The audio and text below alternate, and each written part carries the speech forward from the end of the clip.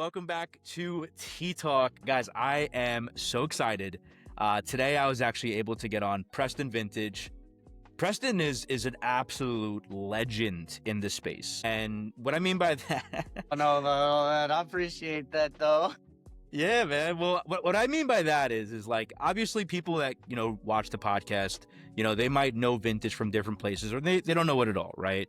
Any corner, any flea market, at one point I felt like every major event that was happening in New York City for thrift and vintage, Preston was there with his dad, crushing it, crazy inventory, literally one of the plugs. So I'm super excited to have you on, bro. I think you're a man. What I want to do first, man, is I want you to tell me, how did you get into this? Like, obviously vintage is a crazy world, but how did you find your way? Yeah, honestly, I've been thrifting with my mom for a long time. She's from Pennsylvania, and she always loved thrifting. And I remember when I was younger, she'd go to a spot in Astoria, I think this huge Salvation Army, and I don't think it's around anymore, but it felt like she'd be in there for hours. Obviously, I don't know if it was hours, but when I was younger, it just felt like we were there forever and ever and ever. And eventually I started looking through some of the racks too. I started getting into it. I'd always been attracted to cool, funky stuff because I guess growing up, I didn't really have too much cool clothing, or at least what I thought. I'd have a couple jerseys from Odell's, but I'd shop at American Apparel and all that. And this is even before all that, but when I went to the thrift shops with her, the stuff that we'd see, I'd never seen in stores. You go to Old Navy or Gap or Modell's or just shops back in the day, and this stuff where I was shopping wasn't really you couldn't find something with a even weird random graphic on it, not even graphic, or just words on it, just different colors. It'd be a set of clothing, whether it's they have the blue, they have the green, the red, but some of them have the prints all over it. And one thing that I gravitated toward the beginning was all over print stuff, whether it was funky button-ups or just things that I didn't really see in shops when I was shopping with my parents. And, as I got a little bit more into it, in our drives to Pennsylvania, we'd stop at thrift shops all along the way because I started getting really into it. So I'd start finding stuff. I'd start going through the racks myself. She didn't know anything about men's clothing or stuff. So I just had to feel it out. There was no one to help me. I was just feeling it out. So colors, I've picked up some random stuff. And sometimes it's funny when you're feeling stuff out on your own, you just think, what did you miss? And I used to go to Salvation Armies the size of 4 or 5 city blocks. It's the size of Walmart's. There's Whoa. one that we'd go. And I think one of the things I think we talked about this before, but pieces that gravitate towards me, or I gravitate towards, I was in this giant warehouse. It would take a whole day to go through maybe half the store. And I found a Terminator 2 original promo from the movie, not Disney, an original promo. It was a small, but I was like, man, this is so cool. I got to take it. It took me a couple years to sell, but I still sold it. But, it was just going through the backwoods of Pennsylvania and just going to these, not mom and pops, but big Salvation Armies. I remember in my grandma's neighborhood, I found 8 dead stock vintage hats, and one of them was a David Pearson hat, which was a $300 Bills hat. I was just whoa. Wow. I didn't know that. I just picked it up for $1 with my mom and my grandma. I didn't know that. I didn't sell it for that, but those were the type of finds that I'd used to find. And what you might hear from people that have been thrifting for a long time is that thrifting has changed. You used to be able to go into a store 10 years ago, tags, and I'd heard about the sneakers in 2013. And I was like, oh, this is a t-shirt. Couldn't sell it for my life because I didn't know what it was. But I still, all these shops used to be so different. You can still find a lot of stuff now, but you'll hear people that have been in the games, when you could go to these big shops and what people are thrifting now, in these shops, maybe 7 or 8 years ago now, maybe 10 years ago, would fill your inventory for 6 months. It just Wow. there's just lots of stuff. But there's also a lot of junk. But there was just so much stuff. So that's how I got into it. I went a little bit off topic, but No, my not at mom all. just used to drag me to the shops, and then eventually I'm like, man, I may as well do something while I'm here. I don't want to just sit around. I used to be in the toy section. I used to like the stuffed animals and stuff. So that's where I used to find stuff. If I found a Pokemon plush or something. But I used to collect the stuffed animals, and you know what you said earlier, like we've all collected things at one point, whether it's baseball cards or stuffed animals or whatever.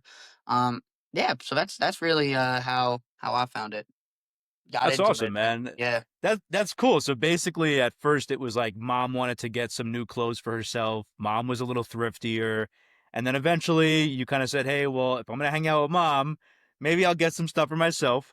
When for you, man? Because I was actually recently we had Roxy on the podcast, and Roxy's actually my sister. She's a big seller when it comes to women's clothes. And the one thing I was laughing with her about was how, Roxanne's initial reaction growing up with clothes, with surplus, is to make money, to flip it, to profit, to list it, right? My initial reaction years ago is like, put it in a bag, throw it to Goodwill, right?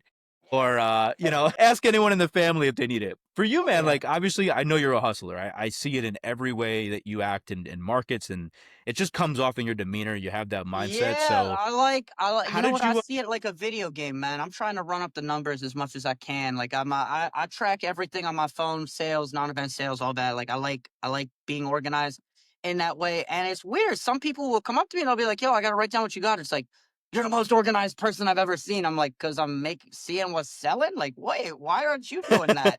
Like, you know what I mean? Like, but it's just like, I don't look back at those numbers a lot. It does like keep in mind like what are the busiest times at these events. I didn't always start like that. It used to be like when you met me, I maybe started tracking my sales maybe about 3 years ago. I would track how many people came into the booth. I would track what sold for how much I paid, what I paid for, and then where I got it. And then I had a spreadsheet. It's funny that she says that because I think a lot of stores like the you'll see in New York what are bigger consignment shops. Like consignment shops are preying on the fact that like you're buying something and you don't want to sell it. You don't want to take the time to flip it or hustle or do something or get the most out of it. It's like I'm done with it. I want it out of my life. Here, we'll take $5, $10 for it. Give me 5, $10. I don't care. And then they'll make their money. The idea of surplus is actually a huge thing in fashion because a lot of people once they get something, it's an impulse buy. A lot of my sales are impulse buys. So there's like a moment that you got to realize it's like, okay, look, like they really want this. Like, yeah, knock them off $10 and then like they'll get out. But I think it's interesting. I think the mindset for my mom was that I think she wanted to flip clothes. This was a long time ago. Like her and her sisters were always into eBay. And this was when eBay was in its infancy. So like, it was like the only platform where you could get used stuff. So I think she was there flipping stuff. But I don't even remember if I had a choice to hang out. I think on some of the trips I did, and then some of them I didn't, but I know I liked it. I know I liked going into the shops eventually. So I think yeah, yeah, yeah, I think it transitioned towards that. Got it. So was it mom started out with the flipping eBay and then kind of got you into it, or did you have like an epiphany moment of like, hey, I'm not gonna just shop for clothes at these thrift stores with mom. I'm actually gonna be sourcing at these thrift stores with mom. Like when did that shift happen for you? The shift happened a couple years ago, but while I'd used to hang out with her and we'd take the back roads and we'd drive back from like Pennsylvania, I started looking for stuff on my own. Mm, So it was more just like I was looking for it just to pick it up. I didn't really have any plan. I just was like, oh, this is cool. And shirts are like $2.99 or $1.99 or random prices. They're not like $20, $30. So I was like, okay. And throughout college, people were like, I just wear some of these shirts I found, and people would be like, yo, you need a shop or something. Like, do you have a shop or like what's going on? I'm like, "Oh, no, I just sort of collect them." And then during the pandemic, I was like, man, I may as well just try to like do it, and it was very well received immediately. And then I was like, man, I made like 100 sales in like 2 months. And I'm like, shit, I gotta scale this. So I started buying more. I started sourcing more. I used to just do it when I was bored or like stuff. But, and then like, or like if in a few days, like if I found something one day, I'd go back the next day type thing where I'd be like, oh, I found this today. I should try to find something here. But I didn't go as religiously as I do now. Now, man, I must hit. Let me see how many. I'm going to count. Let me see how many shops I hit last week. Okay, wait. Let's track. We're at 1, 2, 3, 4, 5. So I hit 7 Tuesday. Wow. And yeah, I hit 3 Wednesday. Tuesdays are my most rigorous days now because I have routes like packed down. So I hit 7 Tuesday. I hit 3 Wednesday. No, I hit 2 Wednesday. I'm sorry. No, no, no, 3. I usually hit 4 on Wednesday, but I decided against it. So I hit 3. I hit. I got skipped Thursday, and then I hit 5 shops Friday. I stayed at one spot from 8 to 6 Saturday. So that's like what, like 14 or 15 spots, and 1 or 2 of them I left. Wow. My Yeah, and that's like a God. usual week. Yeah, and now keep in mind, I commute. I'm up at 8. I go to Jersey City. And I come back, and on my way back, I spend a few hours, and that's why I have to have the routes like locked in because I'm like, hey, I gotta get to the gym. I gotta sleep. Gotta see my girlfriend. Like I gotta do some stuff that's not closed. So I mean, that's just last week. I am trying to scale it back a little bit short term because, some of the spots. I think the one idea with thrifting and sourcing when you combine them is that you never know what you're gonna find at any given point at any given time, and you can't tell people. People can't tell you that like something you're not gonna find anything at spot A because how do you know if I haven't been there? How do I know that there's not anything to be found? So, I always I've told people when people are like, "Well, when are you sourcing? How are you sourcing? Like, how do you know what the source is?" Like, you just got to get out there. Just go Google and get out there. You never know what you're gonna find. I wish I hit That's more yard awesome, man. sales, but yeah. Let me tell you, the one thing I will say is like obviously part of the community that I'm bringing onto the podcast is from live selling. And a very common theme that we get from live streamers is sourcing straight from the live streams on the community, or maybe struggling to find sources. So it's cool if anyone's from that community now to meet someone like yourself that is fully stocking a market space. Yeah, And I mean, now it makes sense, right? You're starting your day and you're thinking to yourself, like, I gotta go to the gym. I'm gonna hit 7 places. yeah, So, yeah, yeah. No, saying it out loud is kind of crazy, but yeah, like even today, like this week, and I'm that's not taking a over. We break. got tomorrow too. Yeah. Yeah, no, tomorrow is when I start like my routes and like I hit a spot before we came here, so I guess the spot meter's on 1 right now. But I mean like yeah, no, Tuesdays are like craziest days and like hopefully no one that's like working at these shops is watching this. But on Tuesdays it's student Tuesday. I just bring up an email. I'm like, "Yo, like what's up?"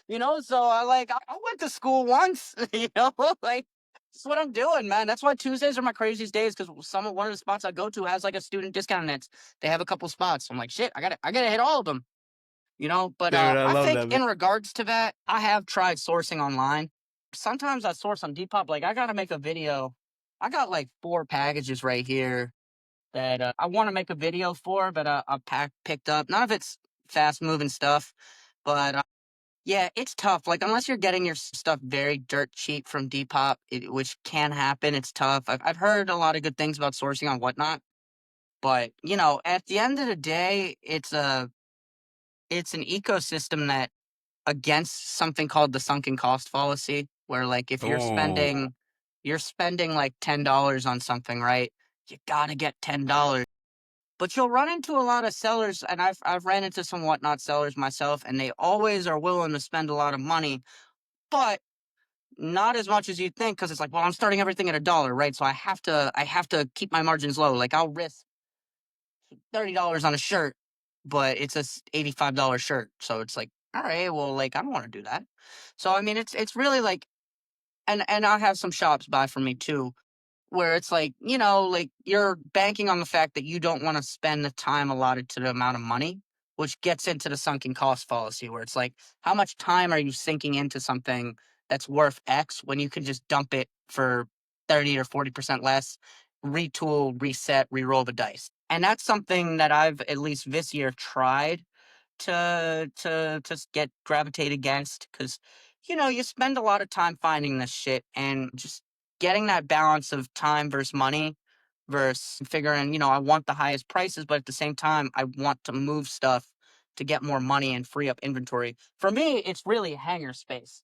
I don't have as much Mm. space as I used to. So, if I'm gonna put cool stuff on my hangers, like I need to make it worth my time. Like, I don't like I have a $10 pile, but I want to make what I'm putting on this racks worth my That makes sense. And it's funny too when you said that. Can you say that again? It was the sunken cost Yeah, fallacy. so I tell people about this all the time. Like the sunken cost fallacy is that let's say you spend $1,000 on a pair of shoes and you don't want them anymore, but you've already sunken $1,000 into it. They're not worth 1,000. Now they're worth like 400. But you want 1,000 because you spent 1,000. So you spend all that time trying to get 1,000 when you're never gonna get 1,000 for something. So instead, it's the idea of like you're spending so much time trying to get a certain price for something when you could free up your time just lowering the price and move on, re-roll the dice, and you might find something that gets you more or better. Maybe a little less, but just free it up.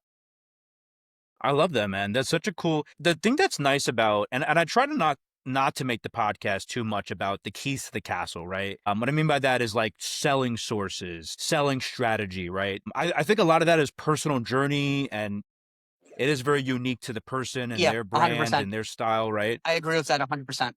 But what I love about that is coming from the mindset of someone that's going to seven sources in one day, and then another three the next day, and another three the next day, still having the mindset of knowing how your market is working for you and how to source for your market versus other markets.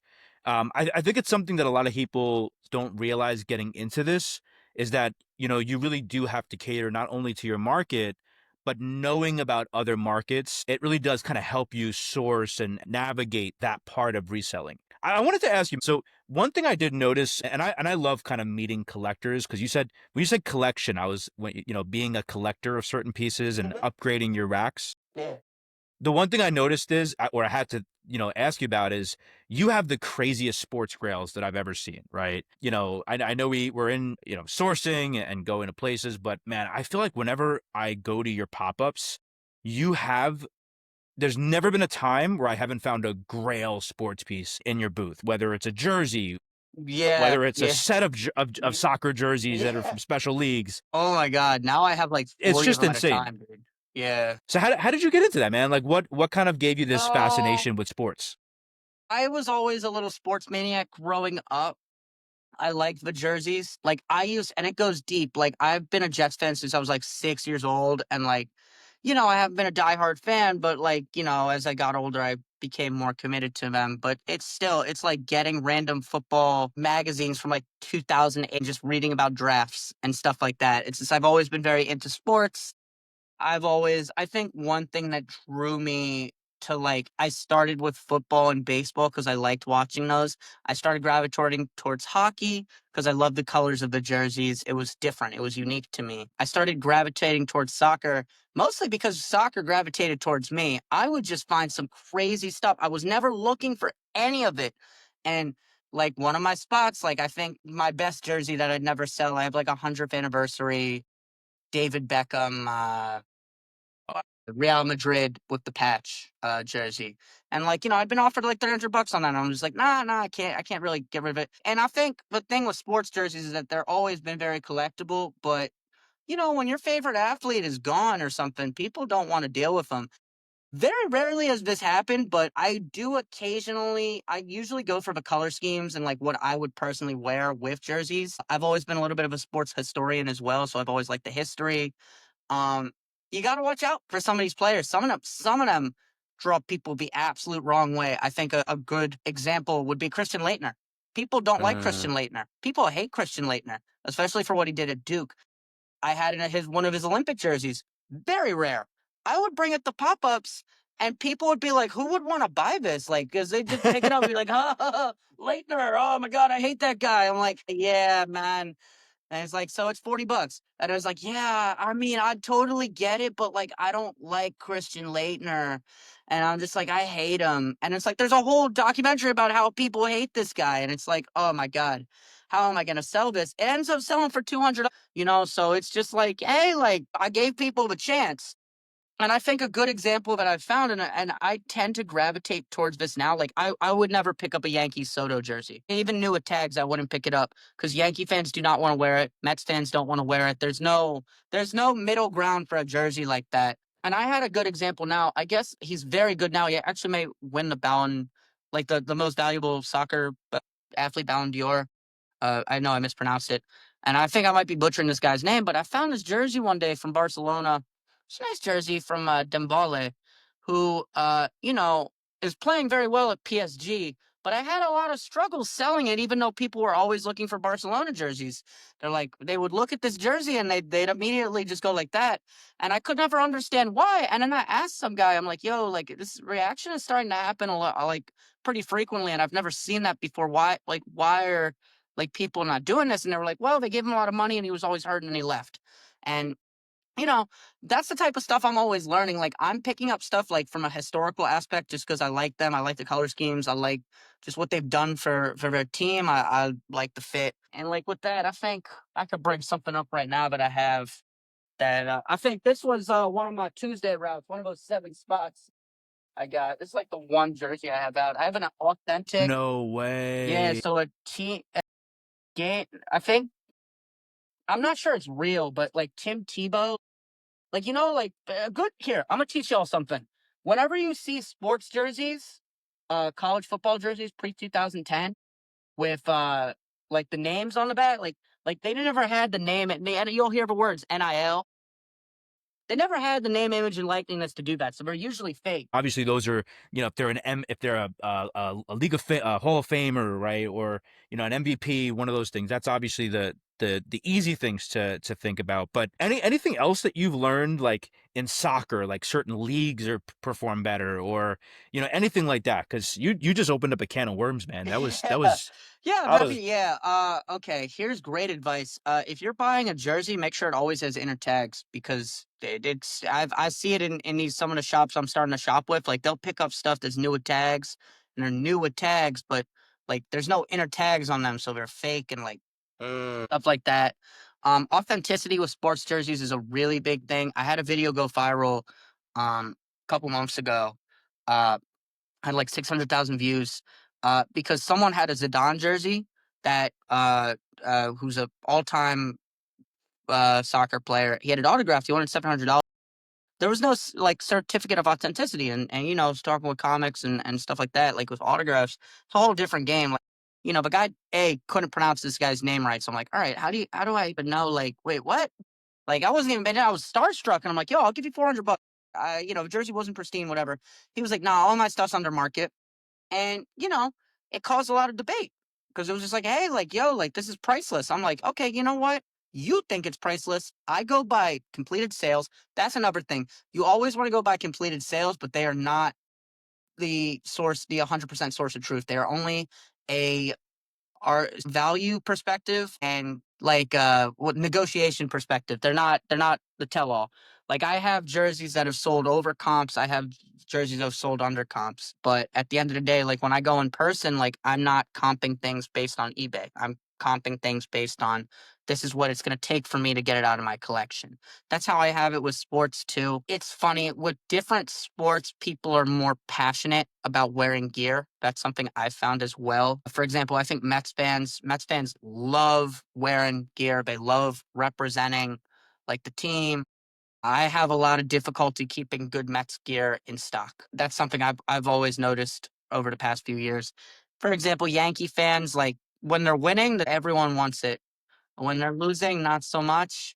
I think Mets win or lose have always been like that. I think it's also about the culture. I think you want to know, like, if you really get into like some of these teams, you want to know about their culture. Like, for example, at Rangers games, they love wearing vintage gear. They love it. You go to a New York Rangers game, everybody's got vintage. Everyone's got like a Brian Leach jersey, a Gretzky, a Messier, or t-shirts or sweaters. Of course, there's a lot of new jerseys too, but like the culture, like the culture that the team was established, like people really love it. They love the colorways, they love the players, and they want to wear that stuff. I get a lot of requests for Rangers gear because like of that same reason. Like people really want the old Ranger stuff, and they'll pay up. It's just hard to find, you know. But I feel bad because I'm like streamlining and like going like in circles and like going off tangent. But I think just with sports, it's really the same thing you could put with anything where it's like, these companies didn't make X of this. Translate, this company only made 100 pieces of this to this guy only played for the team one season, so that's why there's not as many jerseys. Like, for example, yesterday I had a DK Mutombo jersey from the Knicks. He was injured all of 2003, 2002.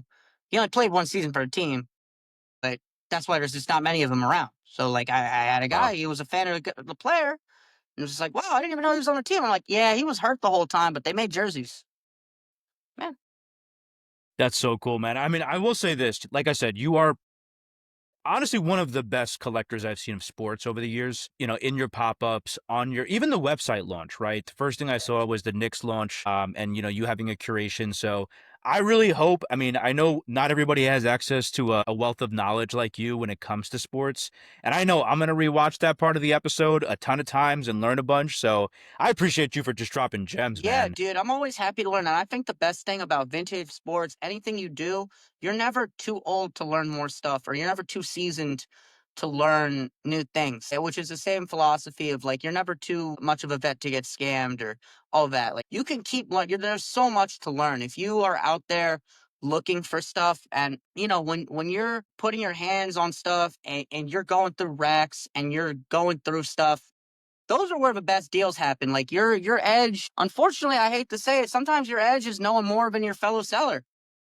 You want to give them what they ask for, sure, do it. But like, it's just, the knowledge is the most successful or most important thing you could have in this game, and really any category of vintage or collecting you can do. You got to know what to look for. It won't help you identify trends. It hasn't helped me. I collect what I like and what I personally wear, and then for sports, what I just think is cool. So it's just you got to keep your nose to the pavement, keep learning. I love it, man. I love it. Now, speaking of keep learning and nose to the pavement, I want to ask you about the pop up scene, right? So, obviously, when I first met you, it's so funny. I remember, I was hosting a pop up at the time at my old venue, and I'm with Trippy, and Trippy's like, dude, you have to meet my friend Preston. He But is shout out literally Trip, a man. legend, right? Yeah, And I think it he's was at always Canal gonna help me. Street. I think it was at Canal Street at the Yeah. time. I had flyers in the hand, and I see your event, and I'm like, yo, this guy has some crazy stuff. And I think after that, I couldn't stop seeing you, right? So tell me, man, like, how is it? First of all, how did you get into the pop up scene as a reseller? Okay, so my first pop up, I was the first time I ever popped up. My friends ran a sneaker convention. I never popped up before, never done any of that. But for them, I was like, you know what? I went to school with them. Like, we're cheating an accounting class together. Like, we're running deep. So I was their first vendor ever to lock in with them, and I did it, and it was good. And it started that I would just pop out with them to these conventions because I do very well. And it'd be great. And then one day I meet this guy at this event that knew one of my friends from high school, and it really just goes back to the fact that New York is very, like, you run with a lot of people and you run into a lot of people. But like growing up here and stuff, like there's a lot of social circles, like social circle. It's like the multiverse. It's like a multiverse. So anyway, I see him. Maybe it was a targeted ad or something, but it was for like Thanksgiving or something. It was Black Friday, and they just wanted vendors. And I asked him.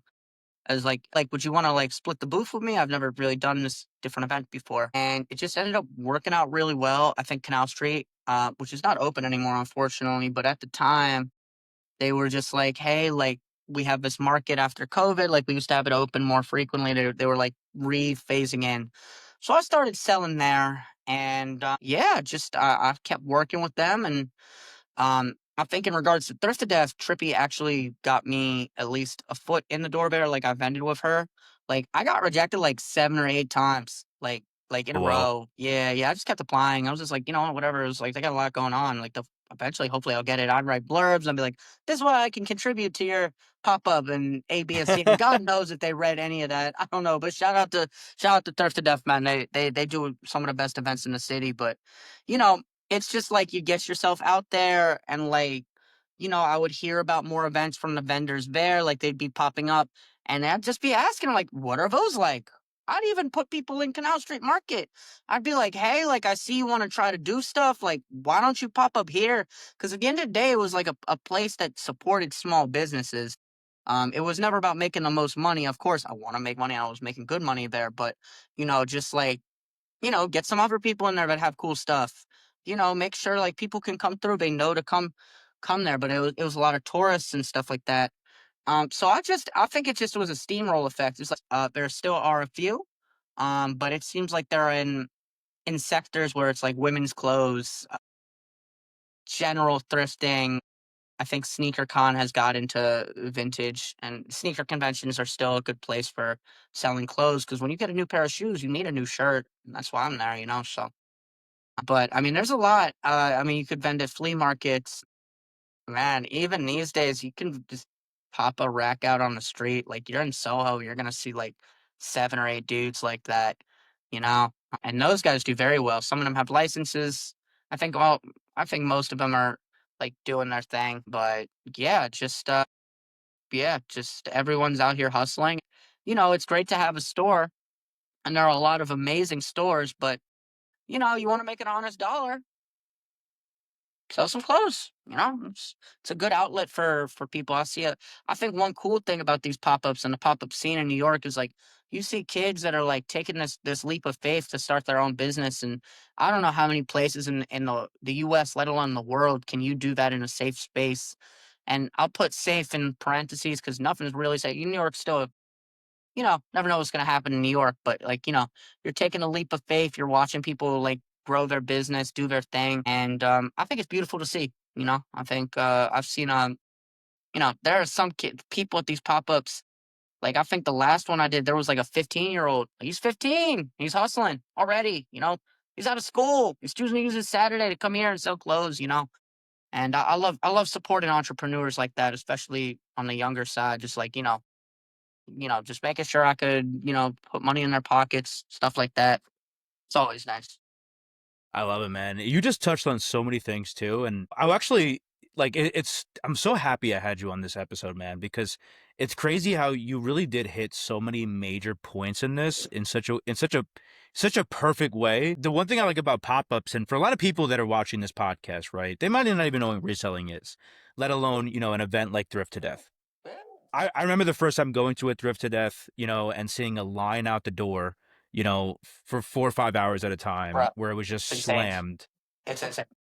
And then even going to like local pop-ups, like, going to Ludlow Flea, going to Canal, and just seeing, like you said, New Yorkers just kind of enjoying a shopping experience and seeing a personal brand that they have never heard of, right? It's Yeah, instead exactly. of going and supporting Macy's, they're supporting Preston's Vintage, Yeah, right? yeah.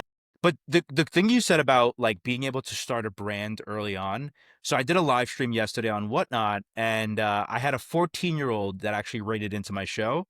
And I said the same thing, man. He's like, yeah, I just finished my show. I'm rating into you. And I said, dude, how old are you again? I said, I'm selling shirts that I was nostalgic about when I was your age. And you're getting into this at the same, it really is like the gate for entry is really so low that as long as you have the hustle, the mindset, and really just like the want, the willingness to just, jump into this, you really can. What was your experience for you when you, I don't, did you want to say something to I add do to want that to say or? something that's funny. I was just thinking about this. I will say one thing that the youngest sellers in this vintage reselling game are the ones with the absolute highest prices. I was just laughing thinking about it. I'm like, yo, like I think I was talking to the kid that I saw, and I saw like he had some cool pieces on his rack, and he had this shirt. And it was like 150. I'm like, damn, all right. And he's like, I talked to him at the end of the show because he's like, yeah, we're talking, you're selling this. I sold him X, X, Y, and Z. I'm like, damn, he's getting higher prices than I'm getting. I must be doing something wrong. But I'll tell you one thing, man. You see a kid on the street these days, they're not afraid to wax you. They are not afraid. Like I saw a kid selling like trading cards on the street, and he didn't have anything good, man. And I was like, he was trying to sell me like a out of 25 random baseball player. He's like, nah, it's out of 25. It's good. It's like $60. I'm like, bro, where are you getting these prices? And like, I did him a solid, and I'm like, yo, look, let's take one of these hockey cards, and I'll look at the comps, and um, I think I was like, I'll give you the highest comp I see on the card, and I was like, it's 13, I'll give you 13, and he's like, 15? I'm like, you know what, man? Because you know what? For shipping, or whatever shipping was, I'll give you Yeah, yeah. 15. Not afraid. They're not afraid to just hit you over the head, man, at all. Shout out to them, because like I feel like there's absolutely nothing wrong with that. By the way, it's just something I noticed. But man, like when you see someone selling someone for a higher price, I never get jealous. But I always wonder, I'm like, man, do that. You know, it's just, sometimes you just gotta have a natural like way with words and stuff. Yeah, I love that, man. That's cool. It's cool too. I had a similar experience with a guy, young kid at Thrift did that too, and I'll tell you about it later. Oh my god, please, yes. Okay, so the other thing I wanted to ask you is this. So I wanted to kind of like share some light because you really are a breadth of knowledge when it comes to this. Obviously, for some resellers, they might be doing everything online. They might be stuck on eBay. They might not even gotten to live streaming, right? Live streamers might have gotten to live streams, but they're not in the marketplace, section yet. But for you, I've seen that you've had a lot of experience in not only the local ones like Canal Street Market, but you've also vended at the big events like a Thrift to Death. So, what was your experience with each of those types of markets? How did they differ? Which did you enjoy more? Because I know you're very insightful when it comes to that kind of stuff. So obviously, the answer that everyone's gonna say, including myself, is the one that has the most people, because that means the most. It's like you have 1,000 people and 10% shop with you. That's 100 sales. So I'm a huge fan of Thrifted F, not just for what they do for my business, but what they do for like my Instagram growth, social media growth, general. Like I'm able to make sales connections, like people. I'm able to put pieces like I said, I think like I said before this, like there are some kids that come with like I think there was one, I don't know how he got it, young as hell. But he had like he's like, what can you do for $4? And I'm just like, dude, you know what? I'm sitting on some shit in my $10 bid. I'm just like, take this for $4. And like, I think it's a unique event where like you can put a good piece of clothing in um a lot of people's wardrobe for not a lot of money. I think that's a great experience to have. I like local markets sometimes. I'm a fan of any market that has consistent foot traffic. But I'm also a fan of markets that have like food or drinks or like where I could chill. I try to not mix both of those together while I'm doing events, but I don't hate it. Um, I will say this, my philosophy is that the best business model for any pop-up is you have a pre-sale ticket model where you get the people that obviously really want to come and make sure they get the first dibs. You have that for maybe 1 or 2 hours, and then you have a free model after that. Because I've seen it both ways. I've seen it where like people are coming in and they're paying. And when people pay, they're more likely to spend money because like, man, I spent $20 or man, I spent $10. Like I gotta get something, man. I don't want to just waste my time here. And there's a there's also, while there is that, there's like, man, I don't want to pay whatever to get in and not get anything. So I think the real balance is finding a market that you know, and you can't make sure like you have to do some of the marketing yourself. I think it's making sure you're building connections at wherever markets you go, because I've had people that have been at local markets come to big markets because they know I'm there. I think they're all good. I think you have to do a vetting of the vendor fees. You have to do a vetting of their social media presence, which is huge because if you're going in blind and you don't know, like let's say it have like 200 followers or something. Not saying not to do it, but don't expect 3,000 people. Like you got to come in and expect like with the vendor fees. Like I've had people that have reached out and it's like, look, like we want you to vent for free, but all you got to do is like put a promo video because they want your viewership to get people there. So I think all the markets are good. Any place that can give you an opportunity to expand your brand is a good place in this space, because I think it's the internet's great, but like eBay and Depop, I guess, gives your page a little bit more personality. But on eBay, like, there's no way to put personality into your page unless you have like backgrounds. And Grailed is great and stuff like that, but a lot of these pages don't, or internet places don't give you a face to the brand. So I think they're all great. I think, as said a few minutes ago, any place that you can be yourself and show off the best of your brand and your stock and your just your whole presentation is good. But you gotta do a vetting process. Like now, I do vetting processes. Like, look, I had a kid from Atlanta reach out maybe 2 months ago. He was like, "Look, like it's like $300 to vend in Brooklyn," and like he had 800 followers. But I was looking at his video views because he's like, "Look, like we're going like a little viral." And like if I'm gonna spend $300, I don't want to double my money. I want to do at least what's the eight. Like I want to do one and a half.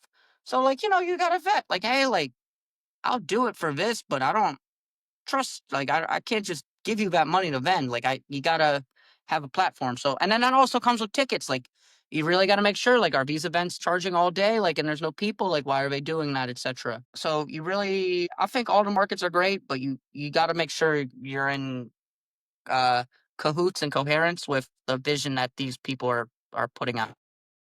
I love that, man. It's actually cool how you have that perspective on markets from the inside because, obviously I know Jack, I've met Jack over the years, because he's one of the creators of Thrift to Death. And, whenever I talk to that guy, man, he is a brain, man. Like you could just tell his presence and the way he conducts himself. And, you could just tell he's about it. Right. And I'm actually trying to get him on the podcast because I think it'd be cool to hear the mindset behind someone that does that. He'd probably be great. You should honestly try to get all three of them. I think all three of them do something. Chris, Trey, and Jack all do something together. I think they all make it work together. I think the reason it's successful is not because one of them is doing more than the other. It's that all three of them together work really well. And they've brought a couple other people in, like there's Marcus, and they'll have like some photographers and stuff like that. And shout out to Marcus, he's the man. See him at all the events. But they've brought in a few people, but it's that the main three, like they just know they it's not no, they're just it's like the perfect team. It's like the power. Imagine the Powerpuff Girls, like how they're just like beating villains, like all together, like and the teamwork's like effortless. Like that's how I see it. Like the brains and just like I don't know how they do it. You know what? That's the other thing about them. Like I have no idea how. I think word of mouth is like so huge for events like that, but like I don't know how they're doing it, but it works, and I don't question it. Dude, and they're awesome, man, too. Because the reason why I was actually mentioning it was because I remember when I was doing my pop-ups and I was starting to kind of grasp the idea of how to market it and ways. They were so helpful with just like being open to, hey, if you need anything. So it's cool how, like you said, it's about creating something with a good team and really just creating a benefit for the person that's going out there and vending. Because as resellers, we know, like, we're taking the time to market ourselves, to sell our inventory, to ship our inventory, to there's so much that we have to do that it is nice to walk into a pop-up like you said and just get something out of it, right? Meet people that now know your brand, get some followers on Instagram, make some sales, and having a process to vet it. Like I love that perspective, man. I do want to actually ask you, so I appreciate you going into the market because I know a lot of people at home are really going to learn a lot from that. Big thing I noticed, and I know we kind of touched it on in the intro, but you actually vend with your dad, right? Yeah, And shout out Barry, man. Yeah, yeah. yeah. Okay, So I yeah, I'll explain that. So, so before you get into that, right? So I yeah, want to I want to just preface this, right? A lot of people at home that maybe, need someone to support them or, I know my sister, my aunt is actually her shipper, things like that. It could be a game changer, right? To have a family member join your business and see it from your perspective but now I want to give you the floor because I know you and your dad I almost like see you and your dad as one now. that's what's up, man. So so yeah, so, Yeah. so sorry about that. So yeah, it really just started where like he was really supportive of me. He would drive me down, you know, help me set up the stuff. He would like help be security because so the dark side of markets, I will say this. Sometimes these kids got hands, man. And it's not just kids. People got hands. Like, people are not afraid to steal, like, from anyone. Like, and look, I used to steal stuff too, not from like clothes, but like I used to take knickknacks from like 7-Eleven and stuff. So like, I am not saying like I would never do that. I'm just saying that's the reality of what happens. Like people like will sometimes take advantage. Like I've had stuff stolen on me, and it happens. So what I started doing is that he would like we would drive to like source together like at the beginning, but like he started finding stuff and I wanted to start like rewarding him for his finds because like he's retired and stuff like that. And I think I want to say for at least the last 2 years now, he's been finding stuff and like I'll put it on my racks because he finds some good stuff. So he sits there, he's 6'3". People are just gonna like not steal from him because like I'm all over the place. When there's like 10, 15 people at your booth, he doesn't have to do anything. He doesn't have to make any sales. All he's got to do is sit. And I've had other people too, where it's like, I've hired people that like, you got some tattoos on you or something, man. Like, you don't have to look the most menacing, but you just got to look like you'll say something. That's all. And he started finding stuff and like he's retired. So I'm like, well, why don't I teach you how to resell and like you can make some extra cash. So, he's been doing like eBay and like I'll take some stuff to events of his. Like I think his best event he did like 150 or so. Like he'll like put stuff on my $20 rack and like he has a couple jerseys I'll sell here and there and like with bonuses. Like I think my best event ever, I gave him like 150 and then he had like 65. He downloaded Venmo for me and he had 65 in there and I'm just like, just keep it. So like it's definitely and then I always take him out to dinner after because he's spending his time with me. But I think hey, let me also plug if you ever want to work for me in an event, I pay, I give bonuses, and I take you out to dinner. So Preston Vintage sometimes is hiring. Don't be afraid to be like, hey, you need an extra hand. So shameless plug there. But Hell, yeah, nah, it's just really like we like spending time together. Like I'll show him what sells and like I'll explain him. I like to talk. I am a huge yapper. So like let's say like there's like something like once in a while where I'm asking like $70 and like someone offers 40 and I'll just be like, you know what? Yeah, take it. Like, and maybe they get something else, and that's why I do it. So I'll explain to him the thought process of why I'm like giving some of these deals or something or stuff like that. And then maybe I'll even talk. I'm like, man, I really liked how this happened. It helps me keep my thoughts concurrent.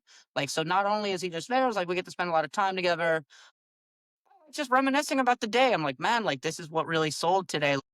Maybe the $10 pile was really effective and I want to focus on finding the $10 pile the next time we go sourcing together. Or like he also sees what sells. Like when he sees the soccer jersey sells, now he picks them up, and it's like now he's selling them. So he's learning a little. I'm teaching him a little bit of the ropes, and in exchange, he's just sitting there and making sure no one steals anything. He's never had to stop anyone, and I don't want him to stop anyone. Like even if it were to like someone were to steal, it would just be like, hey, like, or he could just point and I'd take care of it. Like he's not gonna go after anyone, and I neither am I. But like I'm gonna be like, yo, what's up, man? Like, do you need help? So it's really that. A few events lately. I've been doing more solo just because, like, it's a lot of. I don't want him to dedicate all his time to this. But I do appreciate his time. Shout out Barry for sure.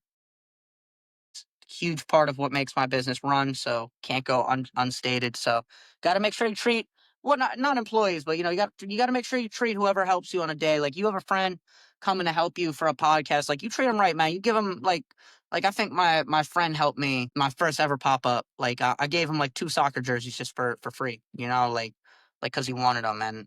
Like, if you ever have someone that's willing to take time out of their day to help you with your dreams or your business, treat them right. Always treat them right. man, I tell you, man, I am so happy that I had you on, man. You're such a breath of knowledge. I swear, it's crazy because, it's cool knowing the mindset behind this too. Because really, like I said, just seeing you everywhere throughout the entire New York scene, with your dad, always the craziest curations. There was so many little pieces throughout this episode where, you know, spreadsheets, vetting out markets by their vendor fees and what they're going to, bring you in terms of value. I mean, the list goes on, right? I wanted to ask you, if someone were just getting into this, right?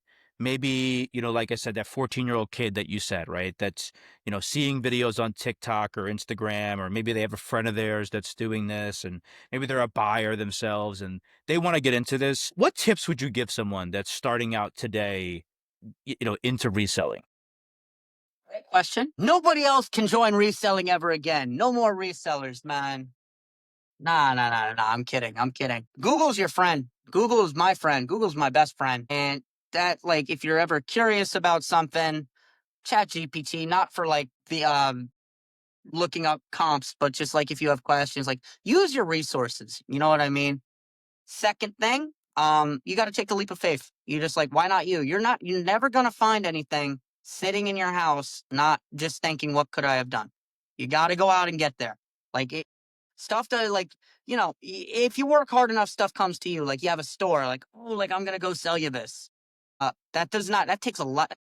Takes 10 years to be an overnight success sometimes, man. So you're not, that's not going to happen off the bat, especially if you're young and start like, nobody's just going to come to you and like, hey, but if you're around a place that does like a townwide yard sale, start doing it. Also, if you want to start filming content, meta glasses, get the meta glasses, man, where you could always film all the time. That's what's really brought up my content game a lot. Like because when I'm using my hands, like I can't film, but now that I have those, etc. I think if I got the meta glasses earlier, it would have made things a lot easier. But that's just something that you get a couple sales. It's worth it investing in. But just taking a leap of faith, the why not me attitude is something that's huge. Like why can't I find a $10,000 shirt at the bins? Like why can't I do this? Why can't I do that? Like you can do it. You have to put in the effort. We're not going to find anything not putting in the effort, and the effort could be anything from just like looking on eBay or looking online or Facebook Marketplace. You're not going to find anything not doing anything. So that's what I'd say.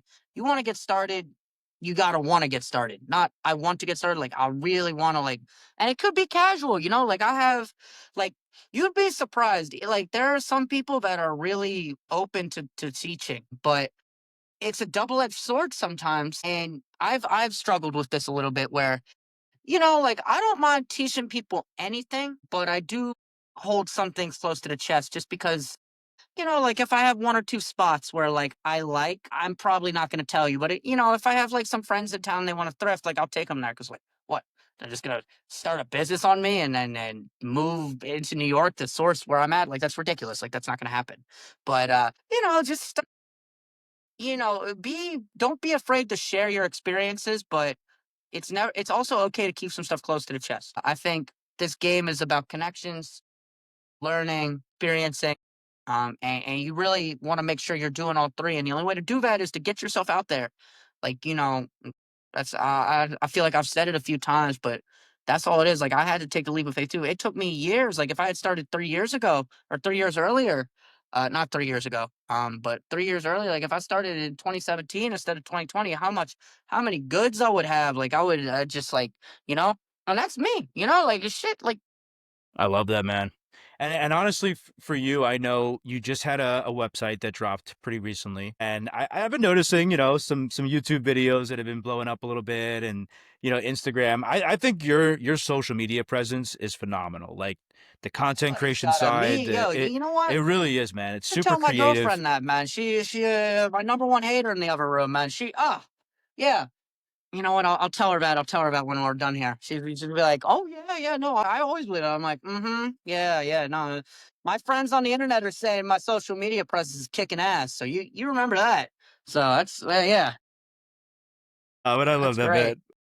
But I gotta ask you, man. Like, so what's next for you? Like, what do you got going on in the next 6 months? Anything crazy? 6 months, man. First off, you can shop a lot of my inventory at PrestonVintage.shop. It is not all my inventory on Shopify. Funny thing about the websites, like I want to try to get it more poppin'. What they don't tell you when you open a website is that you don't pop up in Google searches. Like I could look up my exact picture and it won't show up. So I have to look into something called SEO. I think, business has just been really good. I'm trying to take a little foot off the gas for the next week or two and just get back to what I want to do. Just keep doing what I'm doing with trying to film. I want to get to. I like going to the vintage conventions to buy. That's another thing. I should have said that. If you ever are like, man, like I don't know where to buy stuff. Like these vintage conventions, like Philly Vintage Flea, Thrift Con, and that now is all over the country. There's one in Florida, Fairgrounds Flea. Like there are a lot of places around the U.S. like that are getting people. Like go to markets, be the people that you want shopping at your own market, because that's where you're gonna get a lot of stuff. But I think what's next for me, just same old. Just keep churning out, keep looking for cool stuff, stay consistent, and try to get 1% better every day. As corny as that sounds, and if that 1% could be not messing up getting something that's going to sit for 6 months. I'd rather have stuff that like moves in a week or two and just listing more. I just try to be more consistent. So that's it. I'm going to try to make more vlogs. I'm heading to Italy in the winter. I'm going to be sourcing out there. That's another thing. I've heard a Wow. lot of good vintages out there. There's a shop, one of my girlfriend's favorite shops, Bedford Vintage. No shout out to them because their stuff is super expensive. But, you know, no, but like they get a lot of her. She was telling me, I think like when we first met, we've been dating for like 3 years. She was like, "Oh, you should go to Italy one day because Bedford Vintage gets all their stuff from Italy." I'm like, and I went in there. I'm like, man, they got some really good old teas in here, man. Maybe I should get to Italy. So I'm excited for that. I'm gonna be like doing a vlog in Detroit. I'm gonna try to get to a couple more conventions. Just trying to film more. I want to film more, but also keep the same level of quality. The YouTube, I think one thing I've realized, every social media is a different beast. Like TikTok, venomous. YouTube, less venomous, but there are people on there that are they're ready to share some thoughts. Yeah. Instagram and Facebook seem to be I'm not on Facebook, but Instagram, like, I thought like there were people that were hating on Instagram, but then you go on TikTok. Oh my God, man. I was like, I had a video that got like 150,000 views, and there's some dude, like, I was just trying to like, this is how you like this store is selling fakes. And this guy was like, if I ever see you in New York, I'm gonna rob you. And I'm like, where do those two even correlate? Like what? Like, what? Like, what did I do to offend you? But that's just TikTok. There was so much venom. I actually got so much hate on that video that TikTok messaged me and it's like, hey, we noticed that there's like a lot of like negative comments going on. We could turn on an anti-bullying feature for you. And I'm like, damn, that's kind of crazy. I never thought I'd get a message like that. Like, I was just like, what? It was a lot of hate though. It was like 10 scrolls of hate that like didn't like get into the videos. It was kind of wild, but just yeah, just trying to stay the same. I'd like to get more viral videos. I've found that like when you get a good video, does more than like it does more for foot traffic, like for your social media presence than like being in person. But being in person, you're getting real people. So just trying to be everywhere all at once as usual, man. That's I think what's up. But I'm excited going to Italy in December. I'm excited to source there. Try to bring back some goodies at some low prices for the people. That's what I'm gonna do. Yeah. I love that, man. I love that. And it's so funny, man. You have me laughing because I had the same experience with TikTok and Instagram, where Instagram you get a lot more like your homies and it's like, I don't know. For me, I've always noticed it's more of an intimate experience on Yeah, yeah. Instagram because the way Nobody's you your friend grow. on TikTok. And But where great piece of advice. You are never ever going to change someone's mind on TikTok. They're just gonna be dumb and they're gonna be okay with it. That's it. That's it. Like I tried. it's It doesn't work. It doesn't work. so funny because I actually, my girl and I, we always laugh. I say I call myself daddy on TikTok because as soon as I post a video, daddy's got to get in there and help ease out the tension of the comments. It's Yeah, like man. within the first like 6 hours of posting, you're diffusing an argument with two guys, and all of a sudden who's arguing with each other about this, who disagrees. So That's it is actually cool kind how of good. That's kind of good for engagement because the video I had, uh, there was this guy. I guess he wasn't from the UK, but like I thought he was from the UK, but people in the UK started arguing with him in the video, and because they were arguing with him, like 200,000 people saw the video in the UK because accounts from the UK were commenting on that video, so it was starting to get yep, over there. yep. Yeah, it's cool, man. It's fun seeing how different platforms developed in their their algorithms. Yeah. But yeah, man, with that being said, man, honestly, it's been such a pleasure to learn more about you, bro. I really, I thank you so much for, coming on Oh and yeah, just thanks for share. having me, man. I love talking. I could yap all day. I got another hour of yap in me, man. That's I all. love it, man. But what I want you to do now, man, is I want you to tell the people at home, where they can find you, shout out your website, your Insta, TikTok, YouTube, everything that really, man, the floor is yours. Just kind of tell people where they can support you. All right. Well, first, you make sure you like and subscribe to Joe's podcast, man. You better say something nice in the comments too. I'm gonna be watching. I'm not actually gonna be watching. But yeah, no, yeah. So you can find me on YouTube. I'm trying to grow my YouTube and my TikTok, and Instagram. Preston Vintage on all three. You could shop over 200 items with me at PrestonVintage.shop. Yeah, and I just want to thank everyone for listening.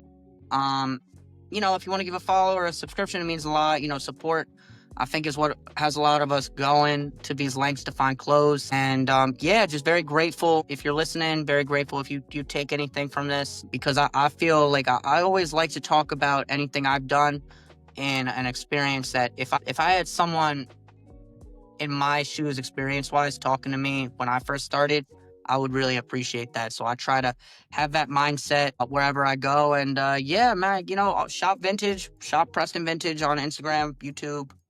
Well, you can't shop on YouTube. Shopify at PrestonVintage.shop. But like and subscribe. I'm gonna be doing some vlogs over the next few months. And thank you. I really appreciate it, man. I love it, man. So, guys, that was it. Another episode of the Thrift Talk podcast. Hope you guys learned from the man, the myth, the legend himself, Preston Vintage. Again, guys, this is a big, big episode. If anyone's trying to get into the market space, pop-up space, just really want to find a way to get out of just a live stream of the platform and meet people face to face. So we just learned from someone that's a legend at this, guys. I love you guys. Thank you so much for tuning in every single week. And until the next time, see you soon. Till next time, baby. Let's go.